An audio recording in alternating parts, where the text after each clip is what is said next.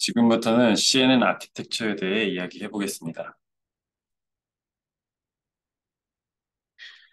CNN을 설계하기 위해서는 여러 가지 컴포넌트들이 필요한데요. 아래 보이는 컴포넌트들을 이용해서 CNN을 설계할 수 있습니다. 첫 번째로 컨볼루션 레이어가 필요하겠죠. 컨볼루션 레이어는 앞에서 다루었습니다. 그리고 컨볼루션 레이어뿐 아니라 풀링 레이어도 필요합니다.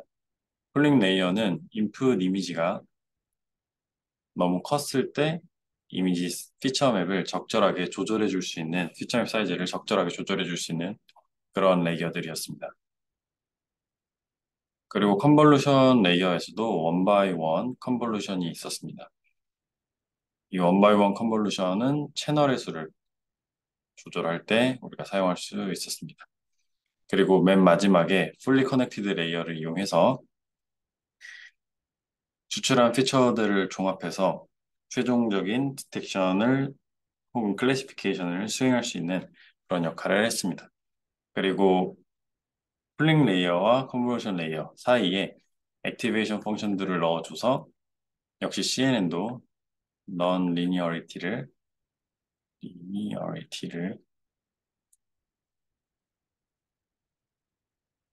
확보하였습니다. 그리고 앞에 세션들에서 다루었던 노멀리제이션도 똑같이 사용할 수 있습니다. 노멀리제이션은 잠깐 다시 복습을 해보면 배치 노멀리제이션을 사용할 수가 있죠.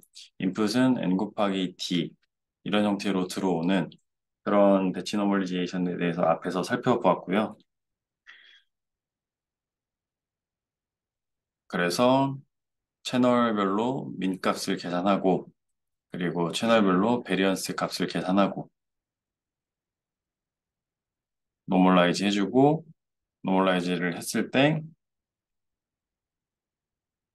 이 값이 0과 제로민과 유닛 베리언스가 적합하지 않을 수도 있으니까 새로운 영역에 매핑을 할 수 있도록 이런 식으로 감마와 베타도 학습을 하였습니다.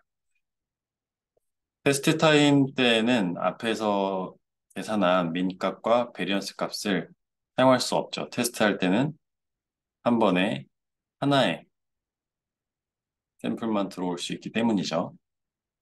이런 경우에는 러닝 민을 사용한다든지 아니면 미리 데이터셋에서 저장해 놓은 그런 민 값이나 베리언스 값을 이용해서 계산을 합니다. 테스트 타임에는 러닝 민을 혹은 러닝 베리언스를 사용할 수 있습니다. 그리고 리니어 오퍼레이터가 되기 때문에 previous fully connected 혹은 conv 레이어와 융합해서 사용할 수 있습니다. 그리고 배치 노멀리제이션을 컨볼루션에 적용하기 위해서는 이 n 영역으로 n 디멘전에서 민값과 베리언스, 감마와 베타를 계산했는데요. 컨볼루션의 경우에는 이 차원이 확대가 되면서 인스턴스 디멘전뿐만이 아니라 h와 w 디멘전 쪽으로도 민값과 베리언스 값을 구해줍니다. 그런 식으로 y 값을 노멀라이즈를 해주고요. 그리고 레이어 노멀리제이션도 우리가 다루었었는데 배치 노멀리제이션은 이 인스턴스 디멘전으로 민값과 베리언스를 구한다면 레이어 노멀리제이션은 각 인풋에 데이터들을 리니어하게 데이터들 디멘전에서 민값과 베리언스 값을 구했었습니다. 인스턴스 노멀리제이션도 배치 노멀리제이션처럼 이미지에서 컨버전 네트워크에서 사용할 수 있는데요. 그러면 이 H와 W 영역에서 민값과 베리언스를 구해주면 됩니다. 이런 내용들은 좀 구현을 하다 보면 아마 어떻게 구현이 되는지 이해를 할 수 있을 겁니다. 그래서 이 노멀리제이션 레이어들끼리 비교하는 내용도 봤었고요. 그리고 그룹 노멀리제이션이라고 해서 앞에 나온 배치 놈이나 레이어 놈이나 인스턴스 놈을 일반화한 그런 그룹 놈도 있었습니다. 그러면 지금 질문은 이제 어떻게 하면 이런 요소들을 잘 조합하여서 CNN 아키텍처를 설계할 수 있을까가 다음 문제가 될 겁니다. 우리가 CNN 설계하기 위한 모든 요소들을 사실 다 이제 공부를 했어요. 그러면 이 요소들을 어떻게 조합을 해서 CNN 아키텍처를 설계하는 것이 좋을까요? 그래서 CNN 아키텍처를 설계하는 방법을 배울 건데, 이 럭쿤 교수님께서 설계하신 90년대, 98년, 88년 이때 설계하신 이런 아키텍처도 있고요. 그리고 2012년에 나온 알렉스넷이라든지 뭐 이런 여러 가지 레이어드 아키텍처들이 있는데요. 케이스 스터디를 할 겁니다. 그래서 기존에 나왔던 이 아키텍처들이 어떤 아이디어에 기반해서 어떤 모티베이션에 기반해서 이렇게 CNN 아키텍처들을 설계했는지 살펴보면 앞으로 우리가 새로운 CNN 아키텍처를 설계할 때 모티베이션이나 아이디어를 얻을 수 있습니다. 그래서 기존의 연구들에서 어떻게 CNN 컴포넌트들을 조합해서 설계를 했는지 살펴보면 우리도 새로운 네트워크를 이런 식으로 설계하면 되겠구나 하고 알 수 있을 겁니다. 그래서 이번 비디오에서는 CNN 아키텍처들이 어떻게 설계되는지 케이스 스터디를 하겠습니다. 이 그림은 이제 어, 이미지넷 챌린지 결과인데요. 2011년까지는 전부 다 기존에 앞에서 살펴봤던 것처럼 매뉴얼한 피처 디자인을 통해서 성능을 확보했습니다. 이 오차인데요. 오차가 점점 줄어들긴 했지만 뭐 한 3% 내외로 오차가 매년 줄었습니다. 그런데 2012년에는 딥뉴럴 네트워크가 처음 나오면서 성능에 이렇게 퀀텀 점프가 생겼습니다. 사람들이 굉장히 이제 놀라게 됐죠. 사람은 보통 5.1%의 오차를 가집니다. 그리고 2013년에 네트워크는 8개 레이어가 되고 2014년에 19개, 22개, 152개, 152개, 152개 이런 식으로 이제 네트워크가 엄청나게 깊어지게 됩니다. 사실 맨 처음에도 아마 네트워크를 깊게 만들고 싶었지만 앞으로 살펴보겠지만 깊게 만들지 못하는 이유들이 있었습니다. 그래서 새로운 네트워크 구조들이 나오면서 그런 문제들을 해결을 했고요. 그래서 2012년에 CNN이 처음으로 우승을 하게 되고 이후에는 전부 다 CNN 계열들이 우승을 하게 됩니다.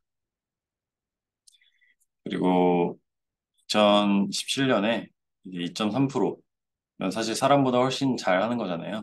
그래서 이 이후에는 사실 이미지넷이 보다 더 어려운 태스크들이 많이 나오고 그러면서 이제 이미지넷은 더 이상 사람들이 물론 데이터셋은 쓰고 있긴 하지만 이 이미지넷 챌린지를 더 이상 주최하고 있지는 않습니다. 그럼 첫 번째로 알렉스넷에 대해서 살펴보겠습니다. 알렉스넷은 2012년에 나온 네트워크 아키텍처이고요. 아키텍처는 8개 레이어라서 그렇게 복잡하진 않습니다. 컨볼루션 네트워크, 맥스 풀링, 노멀리제이션, 그리고 다시 컨볼루션, 맥스 풀링, 놈, 컨볼루션, 맥스 풀링, 그리고 풀리 커넥티드 레이어 3개. 이렇게 단순하게 구성이 되어 있습니다. 그리고 이미지넷의 인풋 사이즈로 이제 227 바이 227 바이 3 이미지를 사용했습니다.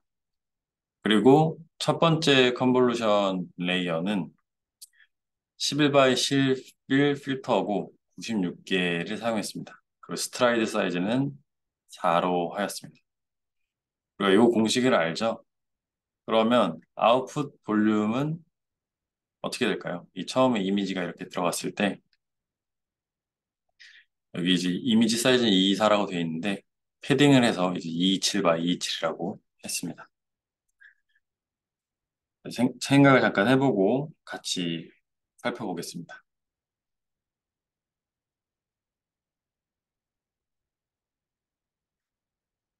네, 뭐 그렇게 어렵지 않게 아마 풀었을 겁니다. 그래서 55 바이, 55 바이, 96이 됐습니다. 그래서 인풋 사이즈가 27 바이 27 바이 3이었는데 뎁스가 이제 96이 되고 이미지 사이즈가 이렇게 피처 맵 사이즈가 W와 H가 55에 55로 줄어들었죠. 그러면 이 레이어에서 파라미터는 총 몇 개일까요? 이것도 한번 생각을 해보고 같이 정답을 맞춰보기 바랍니다. 네, 이것도 사실 앞에서 계산했던 것처럼 11 바이 11 그리고 앞에 인풋 채널 뎁스가 3이니까 3을 곱하고 여기선 바이어스도 있었습니다.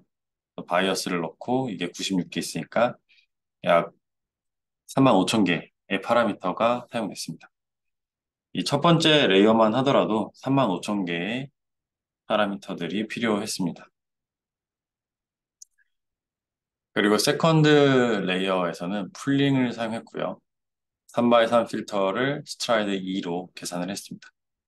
그러면 아웃풋 사이즈는 그냥 바로 확인을 해보면 27 x 27 곱하기 96이 되겠죠. 왜냐하면 풀링을 했으니까 풀링을 했으니까 이 사이즈만 줄고 이 채널의 개수는 그대로 유지가 되겠죠. 그러면 이 레이어의 파라미터는 풀링은 파라미터가 없다고 했으니까 0이겠죠. 그래서 이렇게 스트라이드 11 바이 11로 정하고 그 다음에 맥스 풀링을 하고 뭐 이런 식으로 했습니다. 그래서 사이즈를 살펴보면 처음에 인풋은 227 바이 27 바이 3이고 이제 이 컨버루션을 통과하면서 55 바이 55 곱하기 96으로 바뀌고 맥스 풀링을 3 바이 3에 스트라이드 2로 하면서 27 바이 27 바이 96으로 바뀌고 이런 식으로 이제 계속 이미지가 사이즈가 줄어들게 됩니다. 이렇게 되면서 여기 보면 이제 3x3 필터를 패딩 1을 하면서 이제 이미지 사이즈가 피처맵 사이즈가 그대로 유지가 되는 걸 볼 수 있죠. 그리고 마지막에는 풀리 커넥티드 레이어를 사용했습니다. 그리고 여기 1000개의 뉴런이 있는데 1000개의 뉴런을 쓴 이유가 이미지넷에는 1000개의 클래스가 있어서 이제 1000개로 하였습니다. 클래스 스코어들이 나오게 되죠. 그러면 여기서 주목할 것은 뭐냐? 처음으로 이제 렐루가 사용이 되었습니다. 렐루가 맨 처음 사용되었고 LRN이라는 레이어가 사용이 되었다고 해요. 네, 지금은 네, 더 이상 쓰고 있지 않는 그런 여기에만 나오는 그런 레이어고요. 그리고 데이터 어그멘테이션을 굉장히 많이 사용했고 드롭 아웃 그리고 배치 사이즈는 128, SGD 모멘텀 0.9, 러닝 레이스는 이 당시엔 좀 컸습니다. 그리고 이 러닝 레이스를 줄일 때는 매뉴얼하게 했습니다. 밸리데이션 애큐러시가 더 이상 감소하지 않을 때 이때 러닝 레이스를 줄여주었고요. L2 디키에도 하였습니다. 그리고 실제 하나의 네트워크로만 학습을 하면 18.2%의 오류를 가지지만 7개 CNN 앙상블을 하면 15.4%의 더 높은 정확도를 얻을 수 있었다고 합니다. 그래서 해당되는 부분이 이런 식으로 되고요. 이때는 지금은 사실 GTX 3000대 3090, 4090 그리고 A100, H100 이런 식으로 굉장히 좋은 GPU들에 비하면 이 당시 GPU는 굉장히 메모리도 3기가밖에 안 되고 그랬죠. 그래서 두 개의 이제 GPU를 사용하였는데 어, 제가 알기로는 이 당시에 그 GPU 두 개를 한 번에 같이 이렇게 연결해 쓴 게 아니고 어, 네트워크를 나눠서 학습을 했다고 알고 있어요. 어쨌든 그 당시에 GPU는 굉장히 지금 GPU들에 비하면 성능이 낮았다. 것을 알 수 있습니다. 그리고 이 컨볼루션들도 같은 GPU에서 이제 학습을 했고요. 그리고 네.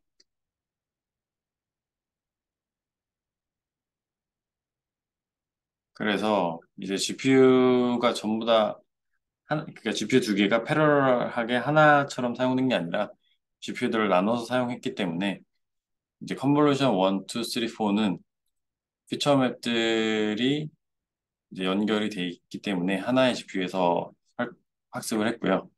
이제 컨보 3, FC 678은 앞에 있는 피처 맵들과 다 연결이 돼 있어서 덴스하게 연결이 돼 있고 이래서 그래서 GPU들끼리 이제 커뮤니케이션을 했다라고 합니다. 구현에도 이 당시에는 꽤 어려움이 있었습니다. 그래서 지금처럼 프레임워크들이 있었던 시기도 아니고 이때는 정말로 쿠다 라이브러리를 직접 사용하여서 구현을 했기 때문에 조금 더 로우 레벨에서 구현을 했어야 합니다. 그래서 지금까지 살펴본 알렉스넷은 사실 지금 기준으로 봤을 때는 굉장히 단순한 그런 구조입니다.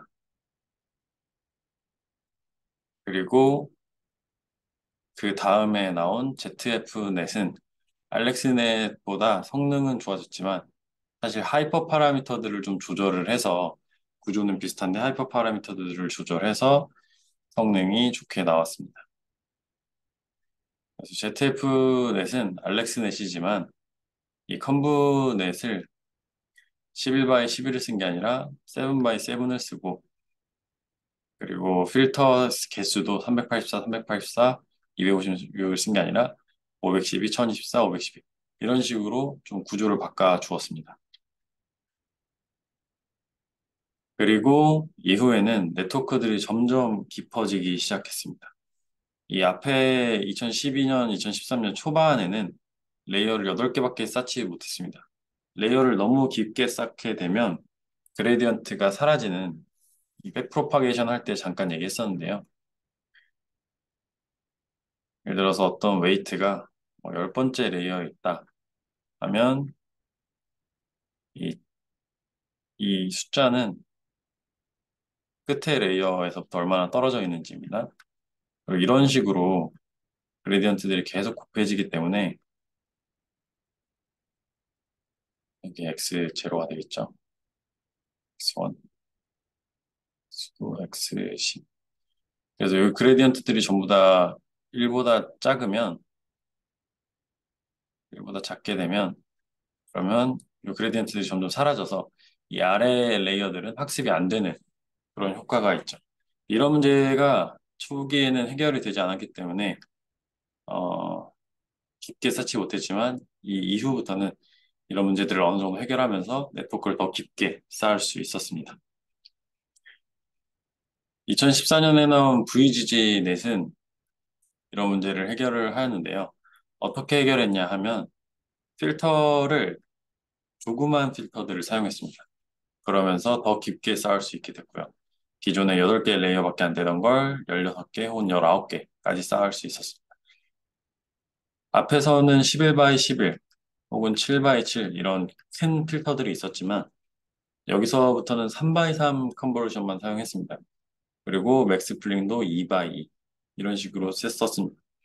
그래서 여기 보면 11 by 11, 5 by 5 이런 식으로 사용했지만 여기는 96개, 256개, 384개 이런 식으로 쓰지만 여기는 3 by 3, 3 by 3 그리고 여기도 처음에 필터를 64개, 64개 이런 식으로 사용을 하였습니다. 그러다 보니까 더 깊게 쌓을 수가 있었고 그래서 더 깊어지면서 학습할 때 레프레젠테이션이 더 강력해지면서 성능이 올라갔습니다.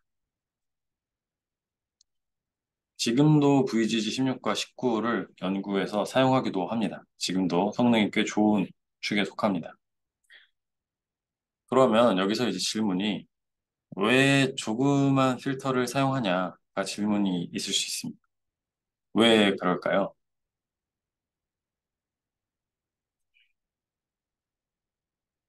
3x3 필터를 3개 쌓으면 이펙티브 리셉티브 필드가 7x7과 같게 됩니다. 여기서 다시 질문이 Effective Receptive Field of 3x3 Convolution Layers는 뭘까요? 한번 생각을 해보시기 바랍니다. 우리 앞에서 배웠던 Effective Receptive Field와 비슷한 개념이기 때문에 한번 생각을 해보시기 바랍니다. 네, 그럼 같이 한번 맞춰보면 이제 3x3이 처음에 들어왔을 때는 요 한 픽셀이 이 9개의 3x3 영역에 영향을 받겠죠.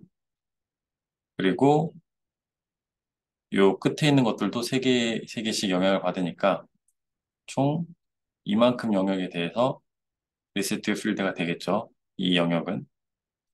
그러면 마지막으로 요 영역에 대해서 리세티브 필드가 되니까 결과적으로 7 by 7과 같게 됩니다.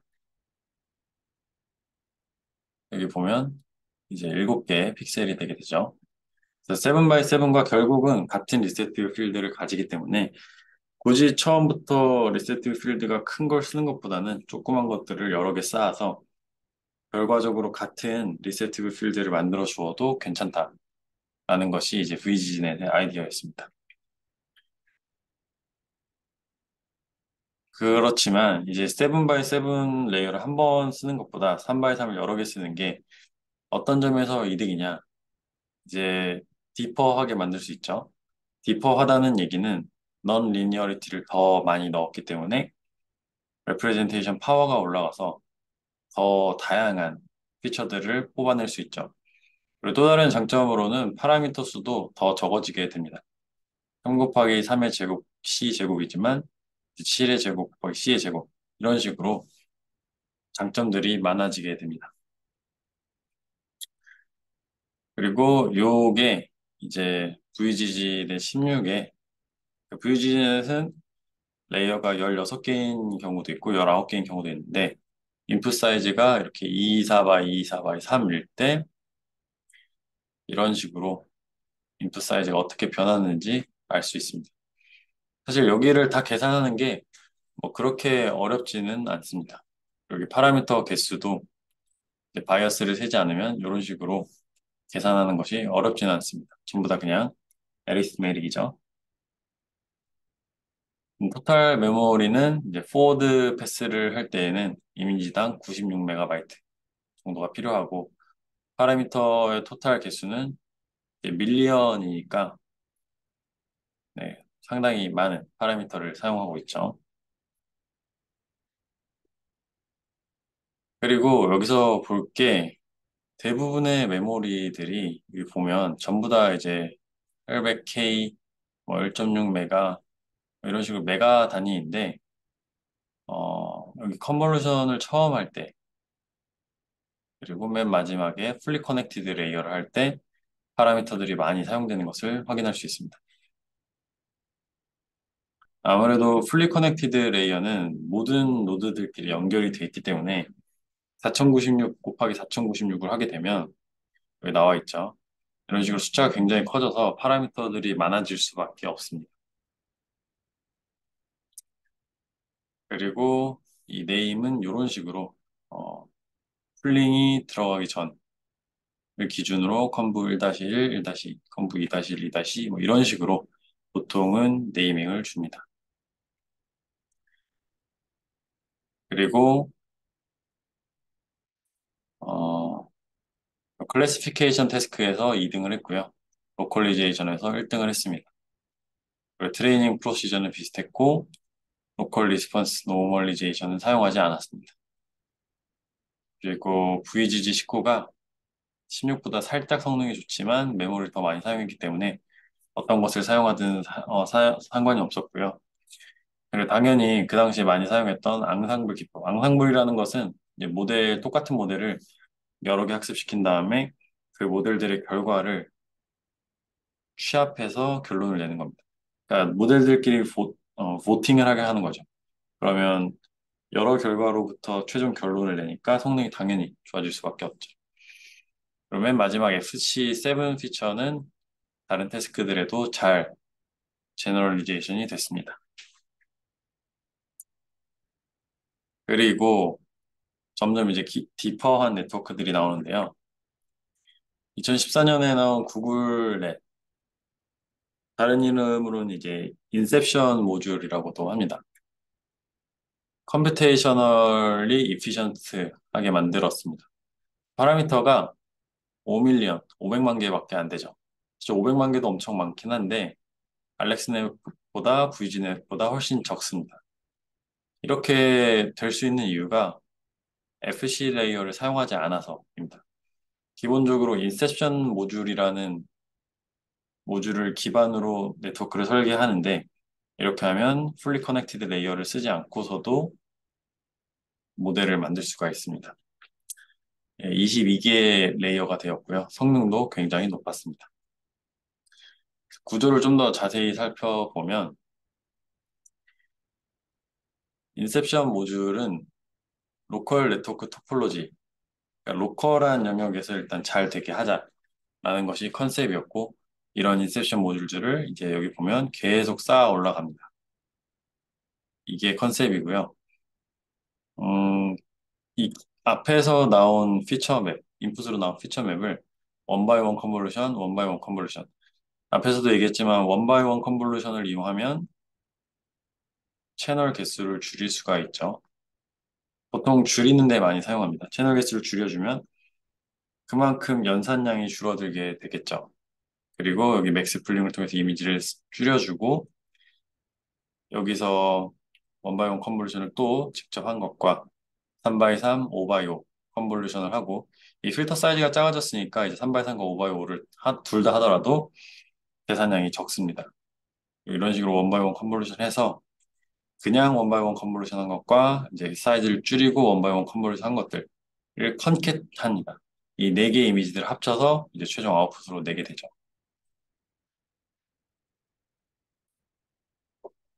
여기는 그래서 앞에서 본 것처럼 패러렐하게 필터 오퍼레이션을 수행합니다.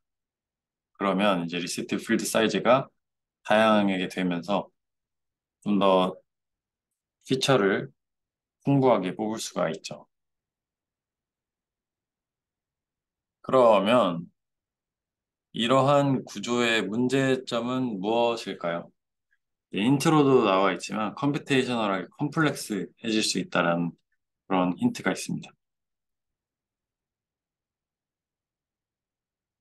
네, 모듈의 인풋이 28바, 28바, 256이라고 하면 아웃풋 사이즈가 각각 어떻게 될까요? 계산을 해보면 이런 식으로 되겠죠. 그래서 패딩이나 이런 것들을 적절하게 해서 이제 원 바이 원은 256의 필터 사이즈가 128로 줄고 여기는 이제 이미지 사이즈를 똑같이 맞춰 주어야 인풋 사이즈를 H랑 W 피처 사이즈를 똑같이 해 주어야 합칠 수가 있겠죠. 그래서 여기는 192, 96, 256 이런 식으로 되겠죠. 그러면 컨캣을 하고 나서 사이즈는 어떻게 될까요? 컨캣을 하고 나면 이 것들을 다 더해주니까 672가 되겠죠. 그러면 이 오퍼레이션만 하더라도 엄청나게 많은 오퍼레이션이 필요하게 됩니다. 그래서 이렇게 나이브하게 인셉션 모듈을 설계하면 이런 식으로 컴퓨테이셔널하게 이피션트 하지가 않습니다. 그리고 쿨링 레이어도 역시 피처의 뎁스를 유지하기 때문에 계속 레이어 깊어질수록 이 피처 채널이 많아지는 한계점이 있습니다. 그러면 이러한 문제를 해결하기 위해서 어떻게 해야 하냐? 이제 바를렉 레이어, 그러니까 병목이죠. 병목 레이어를 넣어서 이 피처 사이즈를 줄여줍니다. 피처 채널 사이즈를 줄이는 건 원 바이 원 컨볼루션을 이용한다고 했죠. 원 바이 원 컨볼루션은 우리가 앞에서 봤던 것처럼 채널 사이즈를 줄이는데 아주 효과적이라고 했습니다. 그리고 이 FC 레이어를 각 인풋 픽셀에 적용한다 라고 생각해도 됩니다. 대신에 그 인풋 픽셀에 적용하는 FC 레이어의 웨이트가 쉐어된다 라는 게 이제 차이점이죠. 그래서 FC 레이어와 원바이원 컨버루션은 다릅니다. 웨이트가 쉐어링 된다는 점에서.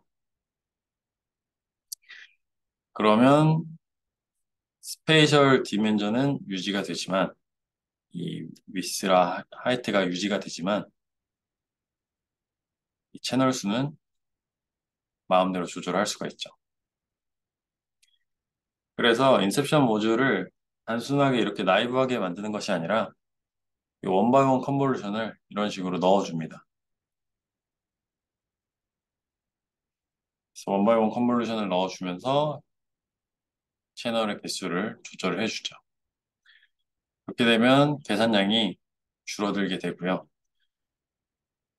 그래서 그냥 구현했을 때보다 계산량이 훨씬 줄어들게, 절반 이하로 줄어들게 됩니다.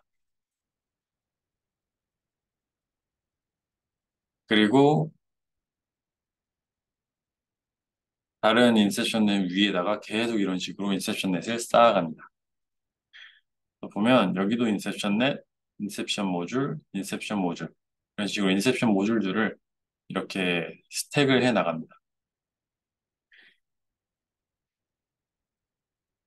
처음에 스텝 네트워크라고 해서 맨 처음에 이미지가 들어왔을 때는 기존의 방식대로 네트워크에서 피처들을 뽑아줍니다. 그냥 여기는 라이브와 컨볼루션 풀링, 컨볼루션 풀링입니다. 알렉스넷이나 VGG넷이나 VGG넷과 비슷한 그런 구조죠. 여기는 인세션넷을 스택한 겁니다. 그리고 클래시파이어를 마지막에 달아주고요. 그리고 마지막 컨버전 레이어에서는 글로벌 에버리지 풀링이라는 레이어를 사용하였습니다. 이게 뭐냐 하면요. 어, 인풋 사이즈가 무엇이든 상관없이 H랑 W가 어떤 밸류도 상관없습니다. 24바이, 24바이 채널 개수. 이게 뭐 512바이, 512바이 채널 개수. 여도 글로벌 에버리지 풀링이기 때문에 어떤 사이즈도 전부 다 1바이 C로 바꿔줍니다. 그렇게 되면 FC 레이어를 많이 사용하지 않아도 됩니다. 글로벌 에버리징을 했기 때문에. 그리고 여기 보면 이 auxiliary classification output이라고 하는데 여기에서만 이 최종 아웃풋이 나오고 로스를 계산하게 되면 그레디언트가 이렇게 다 흐르려면 너무 깊어서 그레디언트가 이제 베니시 할 수 있죠. 이런 그레디언트 베니시 문제를 해결하기 위해서 중간중간에 여기서 나온 피처를 가지고 이것과 똑같은 결과입니다. 여기서도 로스를 한번 줍니다. 여기서 뽑은 중간 결과들을 가지고도 아웃풋을 뽑아서 로스를 계산합니다. 그러면 그레디언트가 이렇게도 가고 이렇게도 흐르기 때문에 이 그레디언트들이 좀 더 잘 흐를 수 있게 됩니다. 이런 걸 억실러리 클래시피케이션 아웃풋이라고 하고요. 억실러리 네, 로스라고도 할 수 있죠. 그러면 이제 22개 토탈 레이어가 되게 되고요. 여기서는 이제 실제 사용할 때 여기는 사용하지 않습니다. 왜냐하면 가장 깊은 여기에서 나오는 아웃풋이 성능이 제일 좋기 때문에 여기는 그레디언트를 좀 더 잘 흘려주기 위해서만 사용하기 때문에 실제 사용할 때는 요 억실러리 네트워크들은 사용하지 않습니다. 그래서 정리를 해보면 22개의 레이어고 인셉션 모듈이 이피션트해지고 그리고 FC 레이어를 사용하지 않을 수 있게 됐습니다. 그래서 파라미터를 많이 줄였고 성능이 높아졌다 라는 것이 결론입니다. 그리고 이 당시에는 이제 뭐 10 언저리에서 레이어가 계산이 되었는데 2015년에는 갑자기 152개의 레이어까지 쌓을 수 있게 됐습니다. 뎁스의 레볼루션이 일어났다고 할 수 있죠.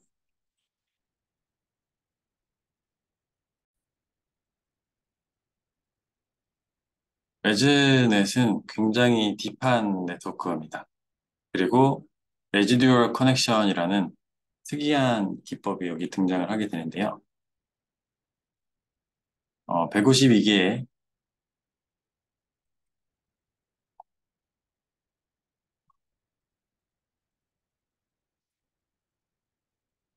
152개의 레이어를 사용하였고 이 대회에서 클래시피케이션만 우승한 게 아니라 뭐 디텍션 태스크 등에서도 많이 사용됐고 그리고 지금도 레즈넷이 엄청나게 여러 분야에서 사용되고 있습니다.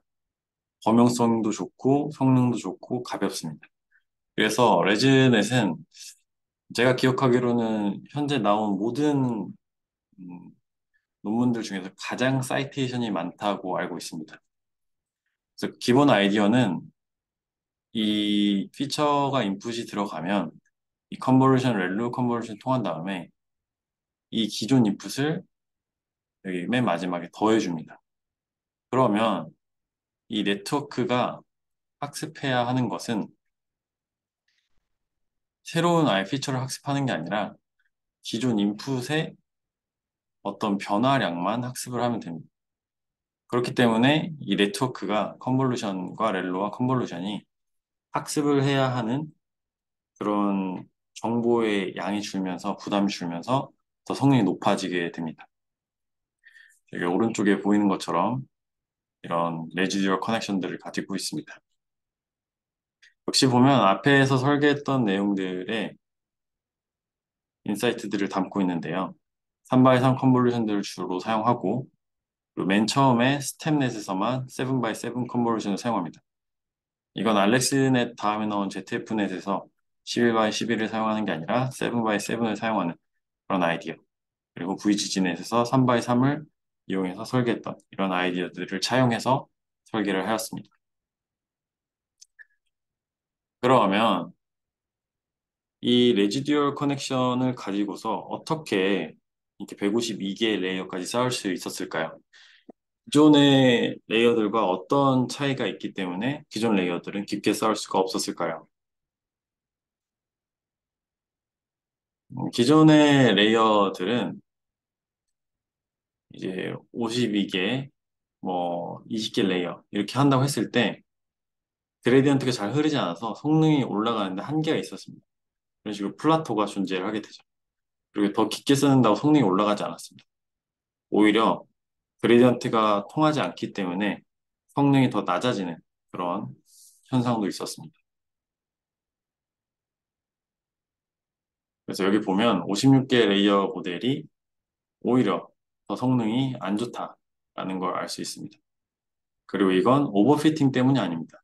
왜냐하면 트레이닝 에러 자체도 56개 레이어가 더 높습니다. 에러 자체가. 그래서 20개 레이어가 에러가 더 낮기 때문에 이 현상은 오버피팅만으로는 설명을 할 수가 없습니다. 만약에 오버피팅이었다면 트레이닝 스케줄링을 더 잘 해줌으로써 오버피팅 문제를 해결했겠죠. 그럼 팩트는 디퍼한 네트워크들이 더 레프레젠테이션 파워가 좋다. 이건 팩트입니다. 그런데 이 최적화 과정에서 문제가 생기면 디퍼한 모델들이 성능이 잘 나오지 않을 수 있죠. 그리고 디퍼한 모델들은 누누이 얘기했지만 그레디언트 플로우가 쉽지 않기 때문에 옵티마이즈 하는 게 더 어렵습니다. 그러면 쉘로우 네트워크만큼 딥한 네트워크들이 잘 하게 하려면 어떻게 해야 될까요? 이 방법은 이제 아이덴티티 매핑을 하는 이 얇은 네트워크를 먼저 학습시키고 여기다 넘겨주고 뭐 이런 식으로 하는 방법도 있고요. 그리고 레지듀얼 매핑을 하면 더 깊게 쌓을 수가 있습니다. 이런 식으로 아이덴티티 매핑을 추가를 해주게 되면, 그러면 이제 아까도 얘기했던 것처럼 이 네트워크들의 어, 버든도 줄게 되고, 그리고 그레디언트가 직접 이렇게 플로우를 할 수 있겠죠, 여기까지. 그래서 그레디언트 플로우 패스도 더 많이 생겼기 때문에 옵티마이즈 하기도 좋아집니다.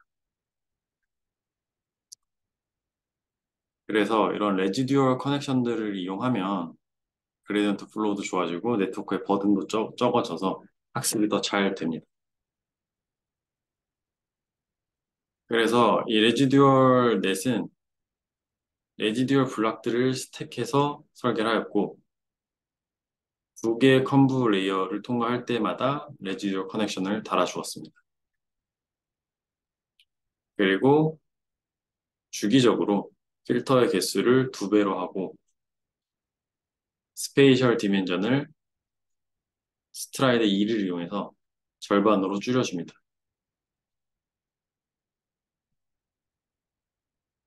그리고 맨 처음에는 아까 얘기했던 것처럼 7x7 필터를 이용해서 컨브 필터를 이용해서 피처를 뽑아주는데 이걸 스템 레이어라고 보통은 칭합니다. 그리고 맨 마지막에만 이제 FC 레이어를 넣어주고 그 전까지는 FC 레이어들이 없습니다. 이제 1000개 아웃풋 클래스를 뽑기 위해서만 사용하는 거죠. 그리고 글로벌 에버리지 풀링 레이어가 마지막 컨버전 레이어 뒤에 있습니다. 이게 글로벌 에버리지 풀링이죠. 따라서 이 글로벌 에버리지 풀링이 있기 때문에 레지넷도 앞에 네트워크들처럼 인풋 사이즈가 어떤 인풋 사이즈가 들어와도 상관이 없습니다. 어차피 글로벌 에버리지 풀링을 하기 때문에 전부 다 이제 처리를 해줄 수가 있습니다. 그리고 이 모듈을 몇 개 쌓느냐에 따라서 보통 18개, 34개, 50개, 101개, 혹은 152개 레이어를 쌓을 수 있는데요. 그래서 아마 구현을 하다 보면 레지넷 18, 레지넷 34, 레지넷 50 이런 네트워크들을 아마 볼 수 있을 거예요. 그래서 레지넷은 다양한 스케일의 네트워크 사이즈를 제공하기 때문에 애플리케이션에 적합한 그런 사이즈를 골라서 개발할 수 있다는 장점도 있습니다. 그리고 더 디퍼한 네트워크. 보통 이제 또 코드를 아마 나중에 보게 될 텐데, 레지넷 18, 34, 50, 101, 152 이렇게 있으면 이 18, 34를 구현하는 방식과 이 50, 101, 152를 구현하는 방식이 조금 다릅니다. 요 더 디퍼한 네트워크 같은 경우에는 이런 식으로 이제 원바이원 컨볼루션을 넣어주고 배치 노멀리제이션을 넣어줍니다. 이런 식으로 바틀렉을 넣어줘서 이피션시를 향상시켜줍니다. 그래서 레지넷 18과 34는 이런 식으로 그냥 컨볼루션 두 개를 연속으로 연달아 쓰고요. 그리고 50, 100일, 152 이렇게 깊은 네트워크는 원바이원 컨볼루션을 통해서 좀 더 컴퓨테이셔널 이피션시를 향상시켜줍니다. 그래서 3x3 컨볼루션이 이제 피처가 64개로 주니까 64개에 대해서만 하고 그리고 다시 피처 사이즈를 원래대로 복원시켜줍니다. 그리고 레지넷을 학습을 시킬 때에는 배치 노멀리제이션을 사용했고요. 자비어 이니셜리제이션을 사용했고 SGD와 모멘텀 그리고 러닝 레이트는 0.1로 하였습니다. 배치 사이즈도 256 앞에서는 128이었는데 더 커졌죠. 웨이트 디케이도 사용하였고 드롭아웃은 쓰지 않았습니다. 보통 배치놈을 쓰게 되면 드롭아웃을 사용하지 않아도 됩니다. 결과를 보면 이 당시에 그 2012년에도 혁명적이었지만 2015년에도 혁명적이었습니다. 울트라 딥했고요. 기존의 16개, 19개 레이어에서 갑자기 152개 레이어가 되니까 그리고 디텍션, 로컬리제이션, 그리고 이미지넷뿐만이 아니라 코코라는 데이터셋에서도 훨씬 더 높은 성능을 나타냈습니다. 그래서 이때도 가히 혁명적이라고 할 수 있었습니다. 그리고 사람보다 더 좋은 성능을 처음으로 냈던 그런 네트워크입니다. 그러면 이 네트워크들의 컴플렉시티를 좀 비교를 해보면, 인셉션넷도 이제 버전이 여러 개가 나오게 되는데, 액큐러시는 점점 이렇게 높아지고 있죠. 그런데 이 계산량과 액큐러시를 한번 비교를 해보면, 레지넷과 인셉션을 합친 게 이제 인셉션 버전 4인데, VGG는 파라미터가 가장 많고, 오퍼레이션도 가장 많죠. 그리고 구글넷은 가장 이피션트합니다. 여기 보면 오퍼레이션이 가장 적죠. 그에 비해 성능도 준수한 편입니다.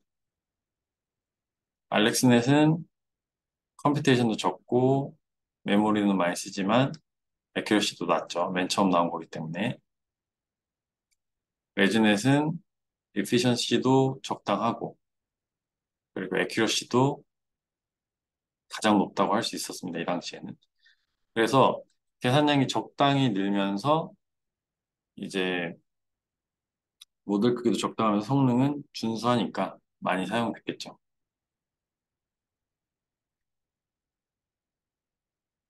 그리고 그 다음에서는 네트워크 앙상블, 여러 개 네트워크를 학습시킨 다음에 여러 네트워크들의 결과를 이용해서 결과를 뽑았기 때문에 사실 여기서는 이제 음, 연구적인 그런 건 없었습니다. 그리고 레지넷을 형성시킨 연구들도 여전히 이제 많이 나오고 있습니다. 여기 보면 멀티스케일 앙상블, 인셉션, 인셉션, 레지넷, 레지넷 이런 식으로 네트워크를 조금씩 변화시키면서 학습을 시키는 그런 방법들도 많이 연구가 되었고요. 그리고 이 SE넷도 굉장히 많이 사용되는 그런 네트워크 아키텍처입니다. SE는 이제 Squeeze and Excitation이라는 약자인데요. 피처 리캘리브레이션 모듈을 넣습니다. 그래서 이게 뭐냐면 SE 인셉션넷이랑 이제 SE 레지넷을 보면 여기에 이제 중간에 이 피처들을 모듈레이션 해주는 부분을 넣어줍니다. 그래서 여기 그림에서도 보면 이제 그냥 피처들을 원래는 통과시키고 끝이었지만 여기 스퀴즈 앤 익사이테이션을 해주는데 이게 뭐냐 하면요. 어떤 모듈, 그러니까 인셉션 넷이든 레진 넷이든 이 결과가 나오면 글로벌 풀링을 해줍니다. 이 글로벌 풀링을 해주면서 이 어댑티브하게 피처 맵들이 웨이트가 새로 됩니다. 그리고 풀리 커넥티드 레이어 두 개를 사용하면서 이렇게 어떤 웨이트들을 더 많이 사용할지 이 웨이트를 결정하게 됩니다. 그래서 이 인셉션 넷을 사용하게 되면 이 C by H by W가 C by 1 by 1으로 바뀌게 되고 풀리 커넥티드 레이어를 사용하게 되면 16분의 C 곱하기 1 by 1으로 바뀌고 다시 C 곱하기 1 by 1 그리고 시그모드를 통과하면서 어, 어떤 채널들을 더 강조할지 웨이팅이 결정이 되겠죠. 시그모이드는 0에서 1 사이 값들이 나오니까 이 웨이트들이 결정이 되겠죠. 그리고 이제 스케일을 다시 요 시그모이드를 통해서 하면서 이 원래 C by H by W가 웨이팅이 새로 되게 됩니다. 그래서 스퀴즈 이렇게 줄여주고요. 다시 늘려주면서 웨이트들을 바꿔주는 겁니다. 네, 그래서 이렇게 2017년 SE넷까지 왔고요. 사람의 성능보다 이미 이 2015년부터는 더 좋아졌습니다. 이 데이터셋에 대해서는요. 그리고 더 이상은 이제 이미지넷에서 대회를 하지 않고 케글로 옮겨졌습니다. 그리고 CNN 아키텍처는 아직 더 연구해야 될 부분이 많습니다. 그래서 딥 레지듀얼 렛 같은 경우에도 이런 식으로 이 중간에 구조들을 어떻게 설계해야 되는지 연구도 진행이 되었고요. 그리고 오히려 이제 넓게 와이드하게 쓰는 게 좋지 않냐. 베이직 레지듀얼 블락에서 이렇게 와이드하게 옆으로 좀 더 레지듀얼을 써주면 좋지 않냐. 그래서 F 필터를 쓰는 게 아니라 F 곱하기 K 필터를 쓰는 그런 연구도 됐고요. 그리고 레지 넥스트라고 이런 식으로 패스를 여러 개를 나눠줍니다. 그래서 레지 넥스트라는 그런 연구도 진행이 됐습니다. 그리고 커넥션을 이제 덴스하게 해주는 덴스넷도 나오게 됐습니다. 이렇게 되면 이 쉘로우 한 50개만 쌓아도 152개 레지넷보다 성능이 좋아지는 그런 장점이 있습니다. 더 얕기 때문에 그레디언트가 잘 흐르게 되겠죠.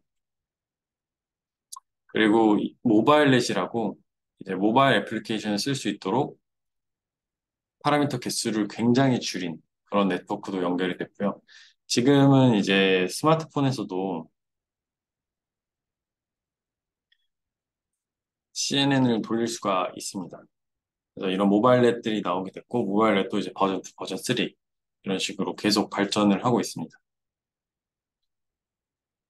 그리고 이제 나스라고 뉴럴 아키텍처 서치라는 연구도 많이 되고 있는데요.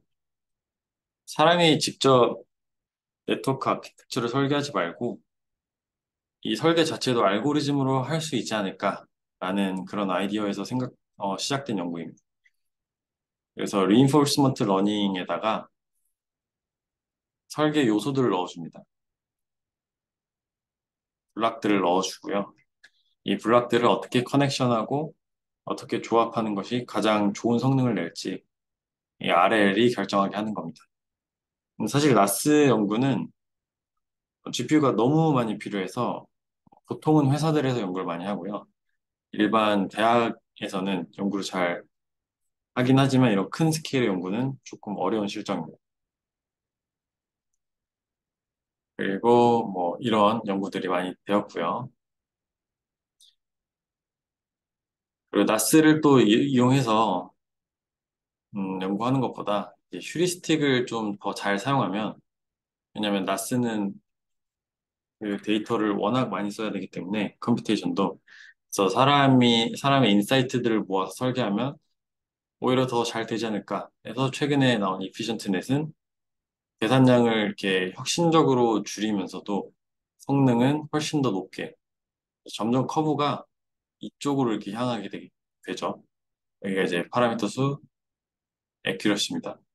그래서 이런 식으로도 좀 연구가 되고 있습니다. 그래서 뭐 보통 많이 쓰는 게 레지넷, VGG넷을 쓰기도 하고요. 그리고 최근에는 SE넷도 많이 쓰이다가 요즘에는 이제 이피션트넷을 좀 베이스라인으로 많이 쓰고요. 네, 그래서 이피션트넷이 뭐 이런 식으로 좀 잘하고 있다. 굉장히 계산량이 작다라는 걸 알 수가 있죠. 네, 그래서 CN 아키텍처들에서 좀 살펴보았고요. 앞에서 살펴봤던 것처럼 이 레지넷이 그냥 툭 튀어나온 게 아니라 이 구글넷이라든지 VGG넷이라든지 VGG넷은 알렉스넷에서 이렇게 서로 영향을 주고받고 있습니다. 그리고 SE넷도 SE넷으로만 존재하는 게 아니라 이 레지넷과 인셉션넷을 더 발전시키고 레지넷에 기반하여서 와이드 레지넷이라든지 레지넥스트가 나오기도 했고요. 그리고 계산량을 높이기 위해서 새로운 구조를 파악하기 위해서 뭐 이런 나스넷 같은 것도 나왔습니다. 그래서 이 지금까지 공부한 내용을 좀 정리해보면 알렉스넷은 컴퓨터 비전 모델들을 실제로 딥러닝을 이용해서 가능하다라는 가능성을 보였고요. ZFNet이라든지 VGNet은 큰 네트워크들이 더 잘 동작한다라는 사실을 밝혔고요. 구글넷은 이제 인셉션넷이죠. 이피션시를 원바이원 컨볼루션을 이용해서 향상시킬 수 있다라는 거였고, 이제 레지넷은 익스트림하게 딥한 네트워크들을 설계할 수도 있다라는 거였죠. 그리고 레지넷 이후로부터는 각각의 태스크에서 사람보다 더 좋은 성능을 내고 있습니다. 그러면서 이피션트한 네트워크를 설계하는 게 좋지 않을까 해서 이제 모바일넷이라든지 셔플넷이라든지 유로 아키텍처 서치 그리고 이피션트넷 이런 연구들이 진행되고 있습니다. CNN 아키텍처는 지금 대부분의 프레임워크들, 뭐 파이투치라든지 텐서플로우라든지 이런 데서 이미 다 디폴트로 제공을 하고 있습니다. 유명한 것들은. 그래서 사용하는데 어렵지도 않습니다. 네, 그러면 이제 간단한 네트워크를 구현을 다음 비디오에서 간단한 네트워크를 구현해 보겠습니다.